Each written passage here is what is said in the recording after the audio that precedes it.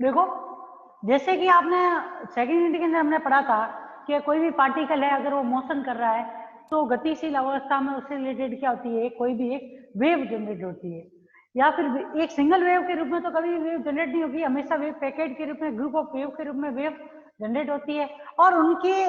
तरंग फलन को या वेव फंक्शन को हम कैसे ज्ञात करते हैं, सारे वेव्स के तरंगों के अध्यारोपण से हम क्या करते हैं, उस तरंग समूह के वेव फंक्शन को ज्ञात करते हैं। तो जो श्रोडिंगर था,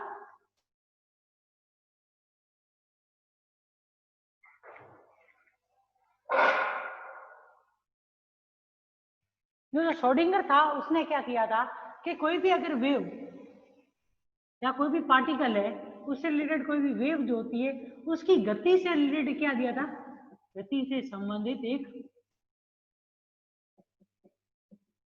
समीकरण दिया। अगर कोई भी पार्टिकल है गतिशील अवस्था में होगा तो उससे रिलेटेड एक वेव होगी, और उस वेव से रिलेटेड एक वेव फंक्शन जो होता है, उस वेव फंक्शन को ज्ञात करने के लिए जो श्रोडिंगर ने एक समीकरण दी थी, जिसे कि हम तरंग की गति की समीकरण भी कहते हैं। इसलिए किसके लिए दिया था उसने, तरंग की गति या फिर कोई भी पार्टिकल है उससे रिलेटेड कोई भी वेव जो जनरेट होती है, उस वेव के वेव फंक्शन को ज्ञात करने के लिए जो समीकरण दी गई थी वो कौन सी समीकरण थी, श्रोडिंगर समीकरण थी। ये आपको ध्यान रखना। श्रोडिंगर ने किसके लिए समीकरण दी थी, पार्टिकल से रिलेटेड वेव फंक्शन जो होता है उस वेव फंक्शन को ज्ञात करने के लिए जो समीकरण दी थी उससे ही क्या बोलते हैं, श्रोडिंगर समीकरण कहते हैं। अब आप देखो, आप लोगों को मालूम हो तो हमने वेव फंक्शन के बारे में जब पढ़ा था तो उस कंडीशन के अंदर आपको मालूम हो तो एक वेव ये पढ़ी थी हमने, इस तरीके की वेव पढ़ते हैं। तो आप लोगों को मालूम है इस वेव के अंदर क्या है, लैम्बडा आप क्या मान रहे हो, कांस्टेंट या फिक्स मान लो, क्योंकि आपको मालूम है दो मैक्सिमा के पॉइंट की मध्य की दूरी या फिर दो मिनिमा के बीच की जो डिस्टेंस होती है वही क्या कहलाती है, इन वेव्स की क्या कहलाती थी, वेवलेंथ कहलाती थी। अगर मान लो कि कोई भी वेव जो है वो क्या कर रही है, एक निश्चित संवेग के साथ में अगर गति कर रही है, कांस्टेंट मूवमेंट के साथ में अगर वो गति कर रही है, तो उस कंडीशन में उसकी स्थिति में अनिश्चितता होती है, एक्स के अंदर क्या होगी, अनिश्चितता होगी। और दूसरी चीज आपको ये ध्यान रखना है, और इस प्रकार की जो वेव होती है उसको कैसी वेव बोला जाता है, हार्मोनिक वेव बोला जाता है। ठीक है ना, आवर्त तरंग, क्योंकि इसमें आप देखोगे तो एक फिक्स टाइम पीरियड के बाद में इस तरंग के अंदर क्या होता है, रिपीटेशन होता रहता है। दूसरी चीज ये कि जो श्रोडिंगर था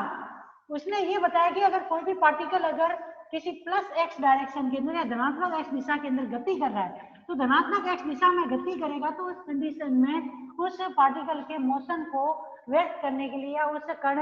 से रिलेटेड कोई भी वेव है उसको रिप्रेजेंट करने के लिए क्या किया जाता है, एक तरंग फलनों का उपयोग किया जाता है, जो कि 4 प्रकार के होते हैं। या फिर उन तरंगों को हम किस प्रकार से लिख सकते हैं, इस प्रकार से भी लिख सकते हैं। ये ध्यान रखना कि अगर कोई भी प्लस एक्स दिशा में कण गति कर रहा है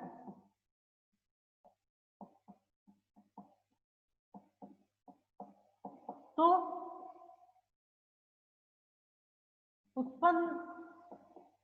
तरंग का तो तरंग समीकरण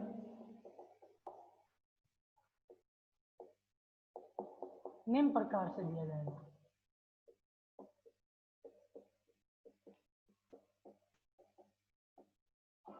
जिसमें साइन एक्स टी को हम किस प्रकार से लिख सकते हैं, एक तो तरंग समीकरण जो होगा वो किस प्रकार से होगा, ए sine k x minus k omega T, sine x T बराबर ए cos k x minus k omega T, और साइन एक्स टी बराबर ए exponential iota k x minus omega t. एक और वेव फंक्शन जो है वो क्या है, साइन एक्स टी बराबर ए exponential minus k iota k x minus k omega. अगर कोई भी कण गति कर रहा है और उस गति के दौरान उससे कोई भी वेव जनरेट होती है तो उसके वेव फंक्शन को किस प्रकार से प्रदर्शित किया जाता है, इस प्रकार से प्रदर्शित किया जाता है। अब देखो, जो श्रोडिंगर था उसने ये बताया कि अगर कोई भी पार्टिकल गति कर रहा है तो उससे रिलेटेड जो वेव फंक्शन है उसको ज्ञात करने के लिए क्या किया था उसने, उसकी गति से, तरंग की गति से रिलेटेड क्या दी थी, एक तरंग फलन को ज्ञात करने के लिए समीकरण दी थी, ठीक है ना। तो उस कंडीशन में उसने ये भी बताया था कि जो भी हम तरंग समीकरण ज्ञात करेंगे, उस तरंग समीकरण से जो ये हमें वेव फंक्शन प्राप्त होंगे, उन वेव फंक्शन के लिए जो ये गति की समीकरण दी जाएगी, वो गति की समीकरण क्या करेगी, दो नियमों का पालन करेगी, या उसमें दो गुण होंगे। जो समीकरण होगी तरंग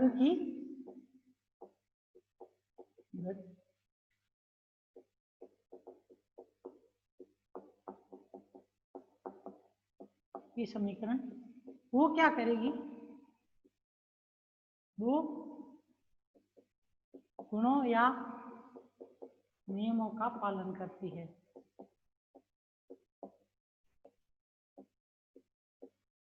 क्योंकि अगर आपको मालूम हो तो कोई भी अगर ये इक्वेशन इस प्रकार से हमें प्राप्त हो रही है, ये तरंग फलन के रूप में वेव फंक्शन प्राप्त हो रहा है, ये किसी ना किसी डिफरेंशियल इक्वेशन का क्या होता है, एक सॉल्यूशन होता है। तो डिफरेंशियल इक्वेशन का जब ये सॉल्यूशन है, तो ये जिस डिफरेंशियल इक्वेशन का सॉल्यूशन होगा वो किससे रिलेटेड होगी, वो उस कण से जो तरंग उत्पन्न हो रही है उस तरंग की गति से रिलेटेड होगी, और उस तरंग की गति से रिलेटेड जो इक्वेशन हमें प्राप्त होती है, समीकरण जो प्राप्त होती है, उस समीकरण का जब सॉल्यूशन करेंगे तो उस समीकरण के सॉल्यूशन से हमें क्या मिलेंगे, इस टाइप के वेव फंक्शन की प्राप्ति होती है। तो उस कंडीशन में जो श्रोडिंगर था उसने ये बताया कि जो भी पार्टिकल है वो मोशन कर रहा है, तो उससे रिलेटेड जो भी तरंग है, उस तरंग की गति की जो समीकरण है वो क्या करती है, दो नियमों का पालन करती है। एक तो क्या होगी, जो पहला नियम होगा वो क्या होगा इसके अंदर, कि जो भी हमें तरंग फलन प्राप्त होगा वो कैसा होगा, रैखिक, पोस्ट में आप बोल सकते हो लीनियर होता है।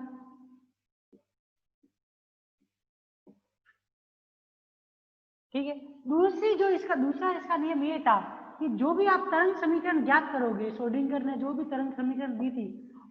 वो तरंग समीकरण जो होगी वो क्या होगी, वो उसके अंदर एच का क्यू एम के पद या गुणांकों में होनी चाहिए।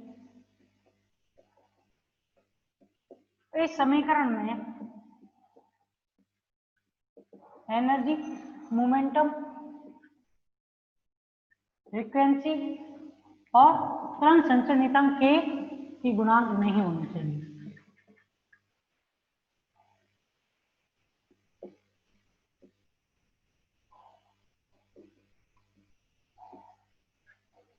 वेव जो भी तरंग समीकरण आप ज्ञात करोगे या फिर यहां से आप निर्धारित करोगे किसी भी वेव की गति से रिलेटेड जो वेव फंक्शन वेव इक्वेशन है उसको, तो उस वेव इक्वेशन में आपको एक तो ये ध्यान रखना है कि उससे जो भी हमें फंक्शन प्राप्त हो वो कैसा फंक्शन हो, लीनियर फंक्शन हो। दूसरी चीज ये कि जो भी आप वेव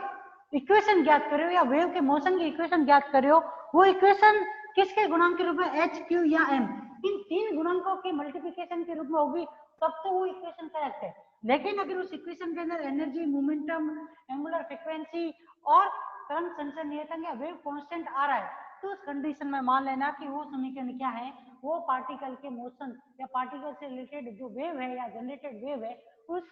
वेव की गति की समीकरण वो नहीं हो सकती। क्योंकि आप लोगों को मालूम है जो तरंग फलन है उसी की सहायता से हम क्या करते हैं, किसी भी पार्टिकल की एनर्जी को, मोमेंटम को या फिर एंगुलर मोमेंटम, ये सब चीजें क्या होती है वो उस वेव फंक्शन से ज्ञात की जाती है। तो इस वजह से आपको ये ध्यान रखना है, कभी भी आप लोगों को क्या करना होगा, जो भी आप वेव फंक्शन का यूज करोगे या फिर जो भी समीकरण ज्ञात करोगे, उससे प्राप्त होने वाला फंक्शन एक तो क्या होना चाहिए, लीनियर होना चाहिए। दूसरा, जो भी तरंग समीकरण श्रोडिंगर के द्वारा दी जाएगी या कोई भी अगर पार्टिकल है उससे रिलेटेड कोई भी तरंग है, उसकी तरंग की गति की जो समीकरण दी जाएगी वो हमेशा किसके रूप में होगी, वो हमेशा एच, क्यू और एम, प्लांक कांस्टेंट क्यू है वो कोई भी पार्टिकल है या फिर कोई भी आवेश है, उस आवेश का मान या फिर पार्टिकल या फिर कण के द्रव्यमान से रिलेटेड द्रव्यमान के गुणांक के रूप में मल्टीप्लिकेशन में हो सकती है। और एनर्जी, मोमेंटम, एंगुलर मोमेंटम और वेव कांस्टेंट के रूप में वो वेव कभी भी नहीं हो सकती। अब देखो,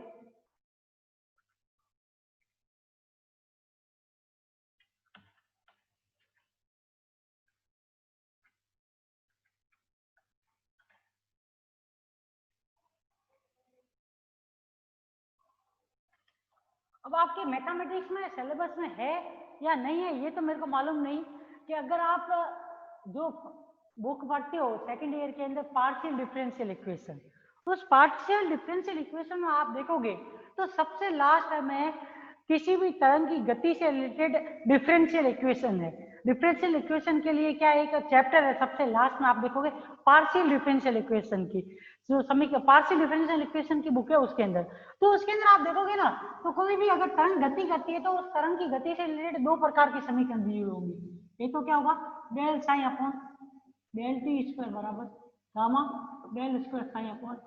डेल एक्स स्क्वायर, और एक जो समीकरण दी हुई होगी वो होगी del psi upon del t बराबर gamma del square psi upon del x square.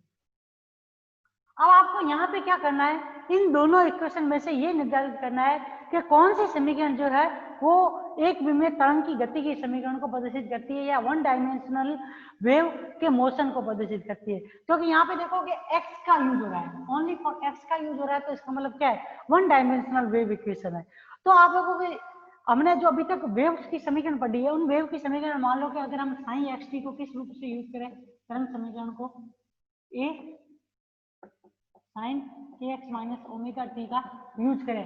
अगर वेव फंक्शन का, और उस कंडीशन में अगर हम इस वेव का यूज करें कौन सी del square psi upon del t square बराबर gamma del square psi upon del x square. ठीक है, क्योंकि आप लोगों को ध्यान होना चाहिए कि जो डिफरेंशियल इक्वेशन होती है उसका आप सी एफ और पी आई निकालते हो तो उस कंडीशन में उसके सॉल्यूशन किस किस रूप में, साइन के रूप में, कॉस के रूप में या एक्सपोनेंशियल के रूप में, इस प्रकार से इसके सॉल्यूशन प्राप्त होते हैं। और एक्सपोनेंशियल आपको मालूम है साइन और कॉस का क्या होता है युग्मन होता है, क्योंकि एक्सपोनेंशियल बराबर आप क्या लिखते हो कॉस प्लस आयोटा साइन के रूप में लिखते हो। तो या तो उसका सॉल्यूशन कोई भी वेव तो कोई भी तरंग समीकरण या कोई भी डिफरेंशियल इक्वेशन जो होती है उसकी आप सीएफ या पीआई से उसका सॉल्यूशन ज्ञात करते हो, तो या तो साइन के रूप में या कॉस के रूप में या एक्सपोनेंशियल के रूप में उसका सॉल्यूशन प्राप्त होता है। तो अब आपको यहाँ पे देख लो, मान लो कि जो पहली तरंग समीकरण है ये वाली तरंग समीकरण, मान लो कि हम जो वेव फंक्शन ले रहे हैं या फिर हम कोई भी पार्टिकल ले रहे हैं जो कि गति कर रहा है उससे रिलेटेड कोई भी अगर तरंग जनरेट हो रही है तो उस तरंग की गति की समीकरण जो है उसको हम क्या करें इस प्रकार से व्यक्त करें। तो क्या ये समीकरण जो हमने दो नियम पढ़े हैं एक तो कौन सा लीनियर इक्वेशन या लीनियर वेव फंक्शन देती है या नहीं देती है, दूसरा ये तरंग समीकरण गामा इस तरंग समीकरण जो ये गामा की टर्म आ रही है इसके अंदर कहीं पर कोई के की या पी की या ई की या फिर ओमेगा की कोई टर्म तो नहीं आ रही। अगर वो टर्म आ रही है तो उस कंडीशन में हम कह सकते हैं कि ये तरंग समीकरण जो है वो किसको प्रदर्शित नहीं करेगी, तरंग समीकरणों को नहीं प्रदर्शित करेगी। दूसरी बार हम क्या करेंगे वेव फंक्शन का यूज करके इस समीकरणों को यूज करेंगे। तो उस कंडीशन में भी हमें ये ज्ञात करना पड़ेगा कि जो हमने दो गुण पढ़े उसका ये नियम ये समीकरण पालन करती है या नहीं करती है। अगर इन दोनों में से कोई भी इक्वेशन दिए गए समीकरणों में किसका दिए गए जो गुण है दो गुण एक तो लीनियरिटी वाला और एक गुणांकों वाला, उन दोनों में से किसी नियम का अगर पालन कर रही है तो उस कंडीशन में मान लेना कि वही समीकरण क्या होगी इन दोनों में से क्या करेगी तरंग की गति की समीकरण को व्यक्त करेगी। अब आप क्या करो इस समीकरण का क्या करो टाइम के सापेक्ष अवकलन करो तो आपको क्या प्राप्त होगा minus k omega A cos k x minus k omega T. इसी प्रकार से एक बार और करोगे डेल साइन या डेल साइन टी स्क्वायर बराबर आपके क्या आ जाएगा माइनस के ए omega square sine k x minus k omega T. ठीक है, अब क्या करो इसी वेव फंक्शन का आप क्या करो एक्स के सापेक्ष अवकलन करोगे दो बार। सबसे पहले सिंगल टाइप किया तो उस कंडीशन में क्या आएगा k A cos k x minus omega t. एक बार और करोगे तो del square psi upon del x square बराबर क्या आ जाएगा k square A sine k x minus k omega. अब आप क्या करो समीकरण नंबर एक में क्या रख दो इन दोनों के मान, तो इस नंबर एक में दोनों के मान रखूंगा। कौन सा मान, एक तो ये वाला मान और एक ये वाला मान रखोगे तो उस कंडीशन में देखो आपकी क्या इक्वेशन आएगी, -a ω² साइन kx -ω t बराबर -a k² gamma sine kx -k ω। तो गामा बराबर या फिर ω² बराबर क्या आ जाएगा, गामा k²। गामा बराबर क्या आ जाएगा, ω² अपॉन k²। ठीक है। अब देखो एक चीज आपने ये पढ़ी होगी कि जो E होता है उसको आप किस रूप में लिखते हो, h कट ओमेगा के रूप में एनर्जी को, और मोमेंटम P जो होता है वो क्या होता है, h कट k होता है। तो यहाँ से जो फॉर्मूला निकलेगा ओमेगा का वो क्या होगा, E अपॉन h कट। यहाँ से k का जो फॉर्मूला निकलेगा वो क्या होगा, P अपॉन h कट। इन दोनों मान को इस समीकरण में रखोगे तो गामा बराबर क्या आएगा, गामा बराबर आएगा आपके E² अपॉन P²। क्योंकि एनर्जी ई होती है वो क्या होती है, मोमेंटम का फंक्शन होती है, तो उसको हम p² अपॉन 2m के रूप में लिख सकते हैं। तो यहाँ से क्या आएगा, p की पावर 4 अपॉन 4m² p²। तो यहाँ से गामा की वैल्यू क्या आएगी, p² अपॉन 4m²। अब इस गामा को क्या करो, इक्वेशन नंबर 1 में रखो। गामा के मान को क्या करो, इक्वेशन नंबर 1 में रखने का। तो इक्वेशन नंबर 1 से या फिर ये जो इक्वेशन नंबर ए है इससे, ए से क्या प्राप्त होगा आपको, del square psi upon del t² बराबर क्या आ जाएगा, p² upon 4m² del square psi upon del x। अब आप यहाँ पे देखो जो हमने प्रॉपर्टी पढ़ी थी उसके अनुसार इसमें क्या है,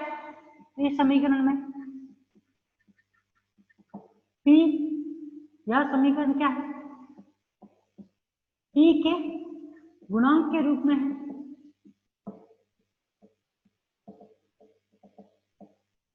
जब ये समीकरण p के गुणांक के रूप में है तो इसका मतलब ये होगा कि ये समीकरण जो है वो किसके रूप में उपयोग नहीं की जा सकती। अतः यह समीकरण क्या है,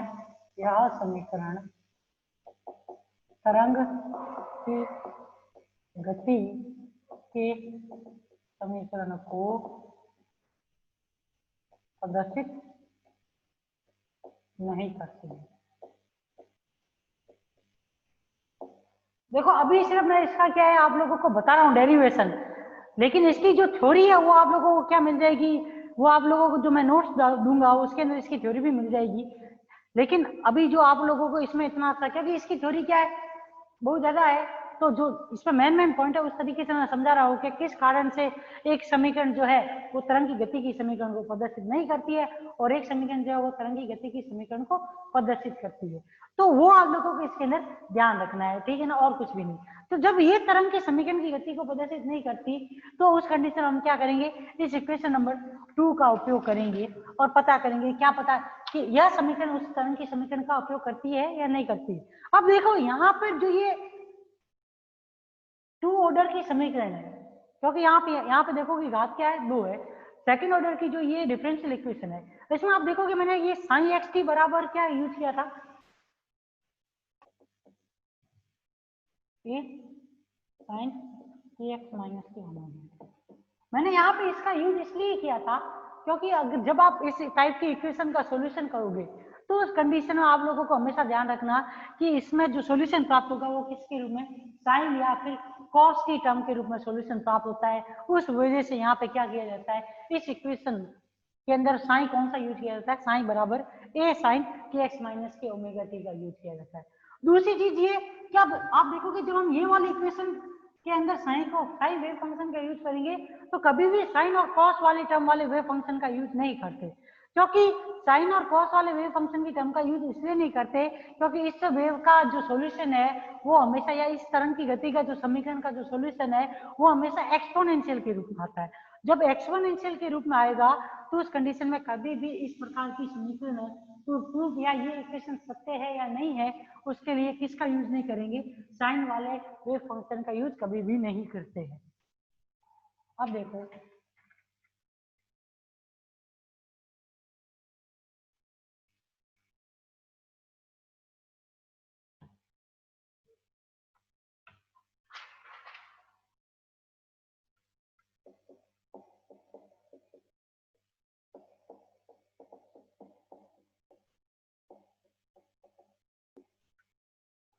अब देखो आप एनर्जी को लिखते हो, एनर्जी क्या होती है, मोमेंटम का फंक्शन होती है, पी स्क्वायर अपॉन 2m के रूप में लिखते हो, ठीक है। यहाँ से आप इसको क्या लिख सकते हो, एच कट का स्क्वायर, के का स्क्वायर अपॉन 2m भी लिख सकते हो। इसको क्या लिख सकते हो, एच कट ओमेगा लिख सकते हो। तो एच कट से एक एच कट गया तो ओमेगा बराबर क्या आ जाएगा, एच कट के स्क्वायर अपॉन 2m प्राप्त होता है, ठीक है। अब देखो अगर मान लो कि तरंग की जो गति है,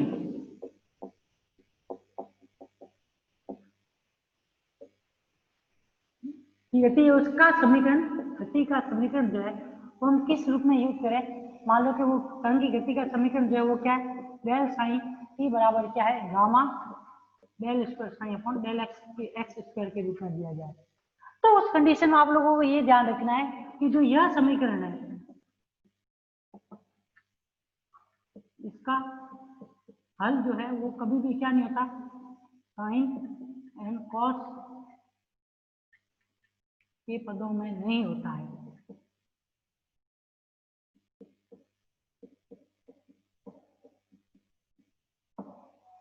इसलिए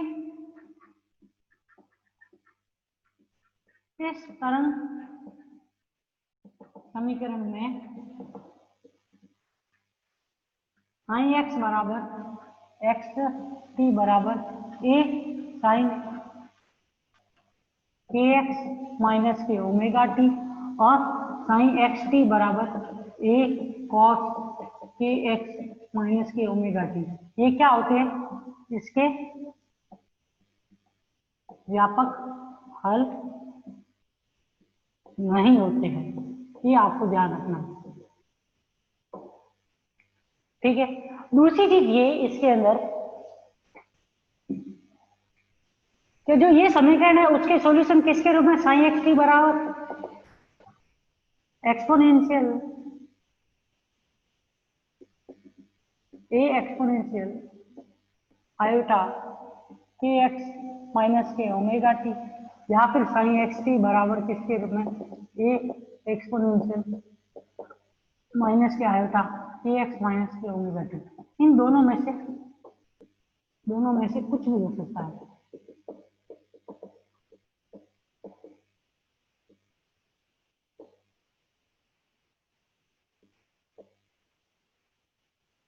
ठीक है ना, ये ध्यान रखना।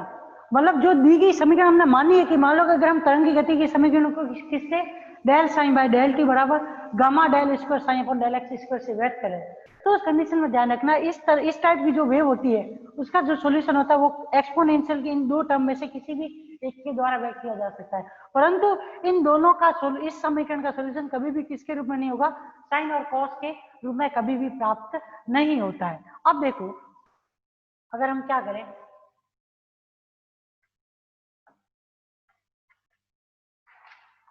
माना कि इक्वेशन नंबर बी का हल तरंग फलन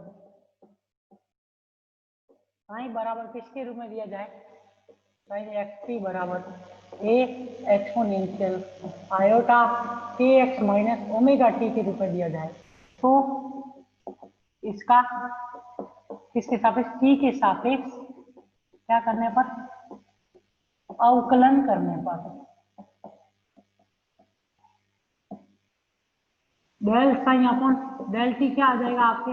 del psi upon del t आएगा minus k iota omega A exponential minus k plus k sorry iota k x minus k omega.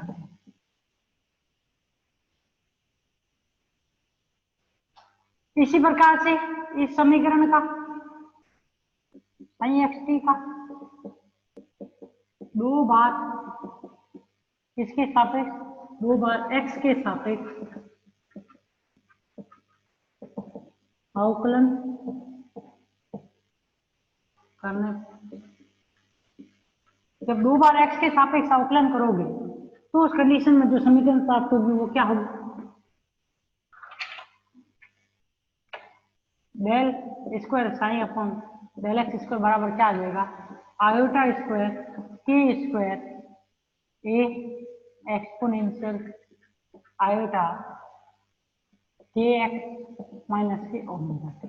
अब इन दोनों मानों को, एक तो इस मान को और इन मान को, इन दोनों को इक्वेशन नंबर किसमें, बी में रखना है। क्योंकि जो समीकरण गति को, तरंग की गति को व्यक्त करेगी, तो उस गति की समीकरण के अंदर आप देख रहे हो इन दोनों समीकरण के अंदर कौन सा पद गुणांक के रूप में यूज हो रहा है, गामा वाला पद है जो गुणांक के रूप में यूज हो रहा है। तो आपको ये पता करना है कि जो ये गामा गुणांक है वो किसके ऊपर डिपेंड कर रहा है, एच क्यू या एम के ऊपर डिपेंड कर रहा है, या फिर ई पी ओमेगा और के ऊपर डिपेंड कर रहा है। अगर ये एच क्यू या एम में से किसी के ऊपर डिपेंड कर रहा है तब तो ये समीकरण किसको प्रदर्शित करेगी, तरंग की गति की समीकरण को प्रदर्शित करेंगे और इसे क्या बोलेंगे, एक विमीय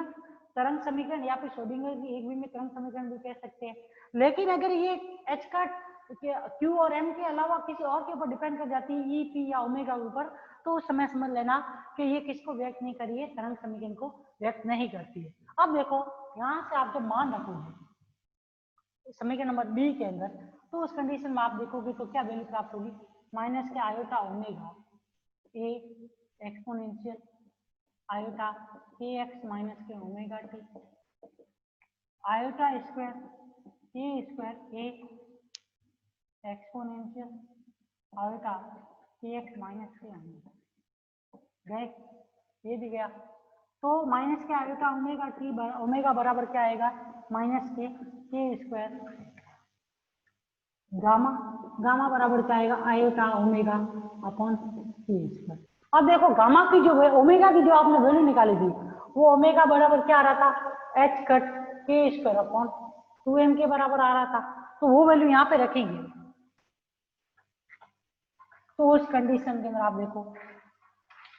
वो वैल्यू, ये गामा के अंदर हम क्या करेंगे, इस ओमेगा की जब वैल्यू रखेंगे तो गामा बराबर क्या आएगा, आयोटा ओमेगा की जगह पे क्या आ जाएगा, एच कट के स्क्वायर सॉरी 2m के स्क्वायर गया, तो गामा बराबर क्या आ गया, iota h cut upon 2m। अब इस गामा के मान को आप क्या करो, इक्वेशन नंबर बी में रखोगे, तो इक्वेशन नंबर बी से क्या प्राप्त होगा, del psi by del t बराबर क्या हो रहा है, iota h cut upon 2m del square psi upon l x square.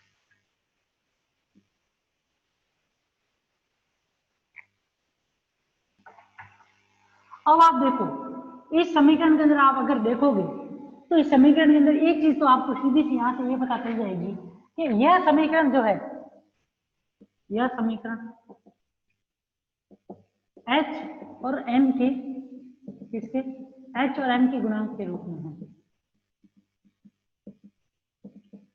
इसमें e p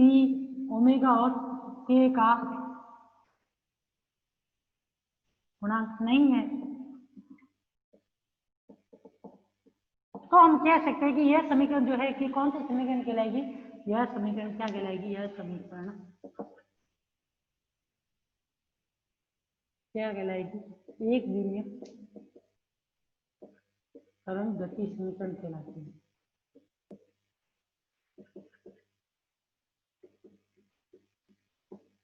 इसको एक और रूप में भी बदल सकते हैं, जैसे कि मान लो कि अगर हम इस समीकरण को दोनों तरफ से क्या कर ले, आयोटा एच कट से गुणा कर ले, दोनों तरफ क्या करें, आयोटा एच कट से गुणा करें, तो उस कंडीशन में आप देखो इक्वेशन क्या होगी, iota h cut del psi by del t बराबर क्या आ जाएगा, माइनस के एच कट का square upon 2m del square i upon m। ठीक है ना, ध्यान रखना इस समीकरण के अंदर आप देखोगे तो एच कट m इन सब के रूप में क्या है, गुणांक के रूप में इक्वेशन प्राप्त होती है। इस वजह से क्या बोला जाता है, जो ये इक्वेशन नंबर 2 है, इसी को इस रूप में अगर हम गामा के गुणांक का या गामा का मान रख दें, तो ये जो समीकरण हमें प्राप्त होती है किसको प्रदर्शित करती है, वन डायमेंशनल फॉर्मेट में किसको प्रदर्शित करती है, तरंग की गति की समीकरण को प्रदर्शित करती है। क्योंकि इसके अंदर क्या है कि जो कोई भी तरंग की गति की समीकरण है या उसके लिए जो नियम दिए जाते हैं या जो इसके गुण होते हैं उस वेव इक्वेशन के, उन गुणों का ये समीकरण क्या करती है, पालन करती है। और इस इक्वेशन के अंदर आप जब इसका सॉल्यूशन देखोगे तो वो सॉल्यूशन भी क्या ऐसा होता है, एक लीनियर सॉल्यूशन होता है। साथ में ये किसके गुणांकों के रूप में, एच कट क्यू और एम के, क्यू को नहीं आ रहा है पर एच क्यू या एम में से किसी भी तीनों में से किसी भी दो प्रकार के गुणांकों के रूप में है। इस वजह से इस समीकरण को क्या बोला जाता है, एक विमीय तरंग की गति की समीकरण भी बोला जाता है।